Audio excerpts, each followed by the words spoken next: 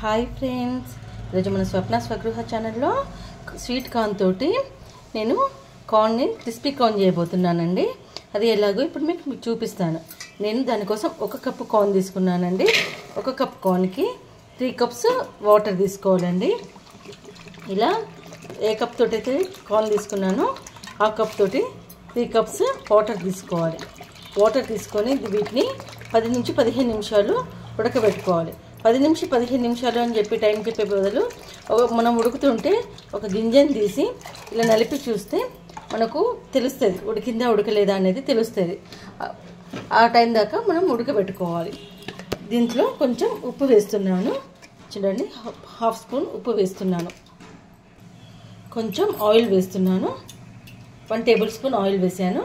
ఇప్పుడు ఇది ఉడకబెట్టుకుందాం. ఇప్పుడు స్టవ్ మీద పెట్టాం కదండి. 10 నుంచి 15 నిమిషాల తర్వాత చూద్దాం. చూడండి, మనకు కార్న్ ఉడికిందని ఇదిగోండి ఇలా అంటే తెలిసిపోతుంది. ఇప్పుడు వీటిని స్ట్రెయిన్ చేసుకుందాం. ఇలా స్ట్రెయినర్లో వాటర్ అన్నీ స్ట్రెయిన్ చేసేసుకోవాలి. చూడండి, ఇప్పుడు ఒక 2 స్పూన్స్ బియ్యపిండి, ఇది 2 స్పూన్స్ కార్న్ఫ్లవర్, ఒక 2 స్పూన్స్ మైదా వేసి బాగా కలపాలి. ఇట్లా కలపాలి. ఇందులో ఉప్పు వేసుకోవాలి. ఉప్పు, కొంచెం గరం మసాలా పౌడర్, లేదంటే మిరియాల పొడి, పెప్పర్ పౌడర్ కూడా వేసుకోవచ్చు.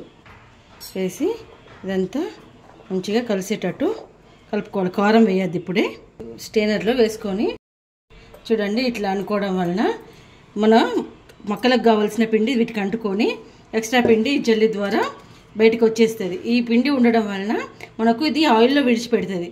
ఆయిల్లో అంతే ఖరాబ్ అయిపోతుంది. సో ఇట్లా ముందు చేసుకుంటే మనకు ఆయిల్ అనేది ఖరాబ్ కాకుండా ఉంటుంది.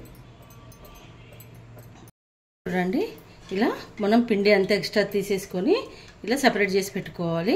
వీటిని ఇప్పుడు ఈ వేడి నూనెలో వేసి మనం ఫ్రై చేసేసుకోవాలి. ఆల్రెడీ ఆయిల్ వేడిగా ఉంది కాబట్టి చూడండి, ఇలా వేయగానే చూడండి, ఇలా వేపుకొని మొత్తం తీసి పక్కకు వేసుకోవాలి. నుంచి మీడియం ఫ్లేమ్లోనే వేపుకోవాలండి. హై ఫ్లేమ్లో అస్సలు వేపుకోవద్దు.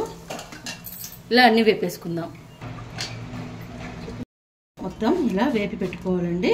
వేపి పెట్టుకొని మనం కారం వేయలేదప్పుడు ఇప్పుడు 1/2 స్పూన్ అండి కారం, 1/2 స్పూన్ కారం వేసుకొని, ఉప్పు అనేది అప్పుడు పిండిలో కొంచెం వేసాం కాబట్టి కొంచెమే వేసుకోవాలండి. చాట్ మసాలా పౌడర్ మొత్తం కలిపి ఇందులో నిమ్మకాయ పిండాలి. ఫస్ట్ నిమ్మకాయ చూడండి, ఫింగర్స్ అడ్డం పెడుతున్నాను నేను, నిమ్మ గింజలు అన్నీ అందులో పడకుండా.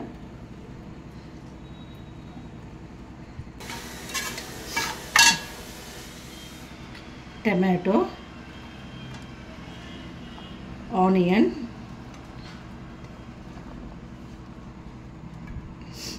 కొత్తిమీర వేసి, క్యారెట్ వేసి కలిపి సర్వ్ చేసుకోవటమేనండి. ఇది మీరు కూడా సింపుల్ పద్ధతి కాబట్టి ఇంట్లో ట్రై చేసి ఎలా వచ్చిందో కామెంట్ బాక్స్లో కామెంట్ పెట్టండి. మీరు కూడా చేసుకొని టేస్ట్ చేయండి. నా వంటలు నచ్చితే నా ఛానల్కి లైక్, షేర్ అండ్ సబ్స్క్రైబ్ చేయండి. స్వప్న స్వగృహస్ కిచెన్.